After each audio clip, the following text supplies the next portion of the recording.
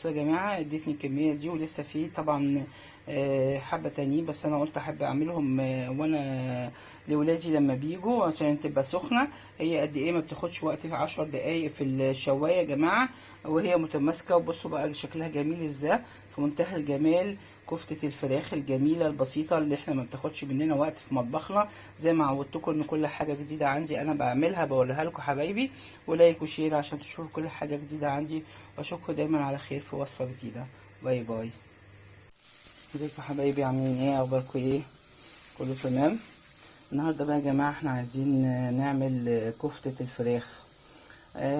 كفتة الفراخ انا قلنا بقى تغيير، بدل البانيه وبدل الشاورما وبدل حاجات كتيرة، فاحنا قلنا نعمل كفتة الفراخ. هنخش على المقادير على طول يا حبايبي. انا معايا نص كيلو فراخ بانيه، قطعته كده حتت صغيرة. انتوا عارفين ان انا كنت متبلاه، كنت هعملها بانيه بس رجعت في كلامي. ودي معايا معلقة دهن يا جماعة، دهن او ليا او معلقة سمنة بلدي، بس هي اللي او الدهن بتربط الفراخ قوي، لان انتوا عارفين ان الفراخ صدور الفراخ البانيه ما فيهاش اي دهون او اي حاجه، فاحنا لازم حاجه عشان تربط معانا. ماشي يا حبايبي. يبقى انا معايا نص كيلو من الفراخ البانيه متقطع، متبل ببصلايه وبطماطمايه وبهارات بتاعتنا، الملح والفلفل والسبع بهارات بتاعتي انا كنت متبلاها من امبارح. ماشي يا حبايبي. وبعد كده معايا بصلتين صغيرين وثلاث فصوص توم، ومعايا خضره، ومعايا قرنين فلفل سبايسي الاحمر وقرنين فلفل سبايسي الاخضر. ممكن بقى انتوا تكتفوا يعني بقرن وقرن، يعني ما ده اللي انتوا ما بتحبوش السبايسي ما تحطوش. وده فلفل عادي، فلفل احمر عادي، بيدي برده طعم حلو جدا في الكفته. ومعايا كيس اللي هو بتاع كفته الفراخ. معايا بيكنج باودر هاخد معلقه، معايا بابريكا، معايا 7 بهارات بتاعت الفراخ وكركم، ومعلقه ونص معلقه ملح، لان انا عندي الكفته دي برده متبهره. ومعايا برده انا معايا 3 معالق فيجيتار يا جماعه.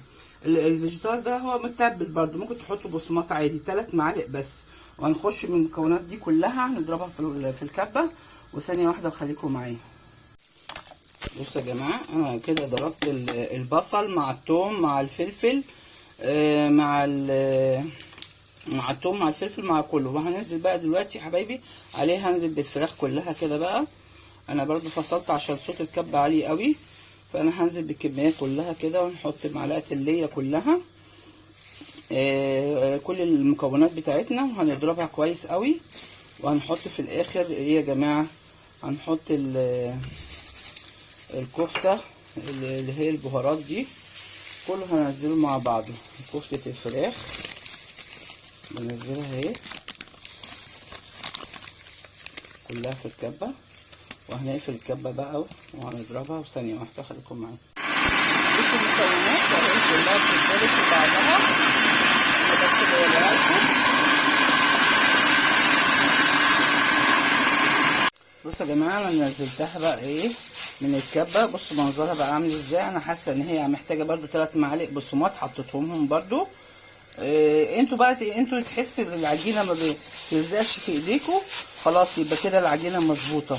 وممكن تحطوا لها شويه زيت كمان، بحيث ان هي ايه نسيبها تريح. وبعد كده نبدا بقى نصبحها كفته، نعملها كفته زي داوود باشا كده، مكوره، اي حاجه. دي التشكيلات بقى والحاجات وتوابلنا برده. كل واحد بيحب حاجه يا جماعه يحطها.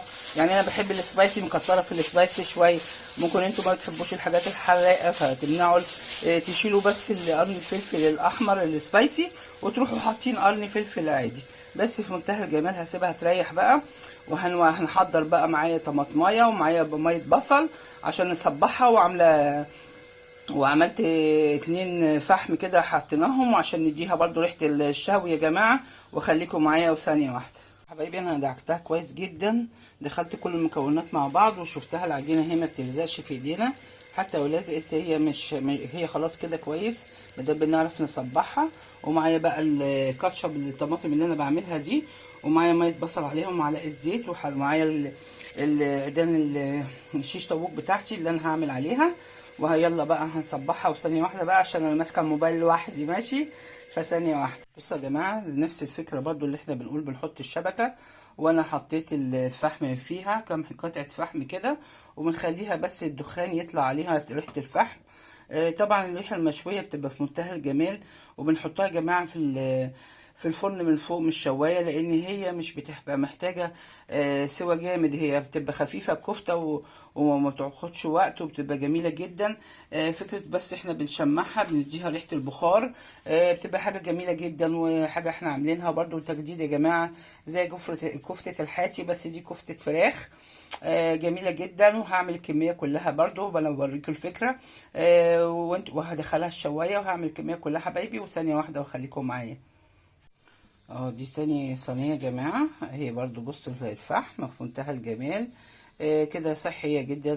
المهم اللي احنا بندي ريحة الشوي فيها طريقة جميلة، والشبكة دي قد ايه هي حلوة، بتسهل لنا كل حاجة يا جماعة. كل موجود على فكرة عند الناس بتوع الحاجات الأدوات المنزلية، ممكن أي محدش ما عنده مش عنده ممكن يجيبها، هي في منتهى الجمال، وبتدي برضو كده الفحم على الطريقة دي بطريقة يعني صحية جامد جدا. وهدخلها الفرن برضو مش شوايه من فوق يا حبايبي، وهتبقى احلى كفتة فراخ جميلة جدا معمولة حلوة لولادنا، وبنجدد فيها حبايبي، وخليكم معايا.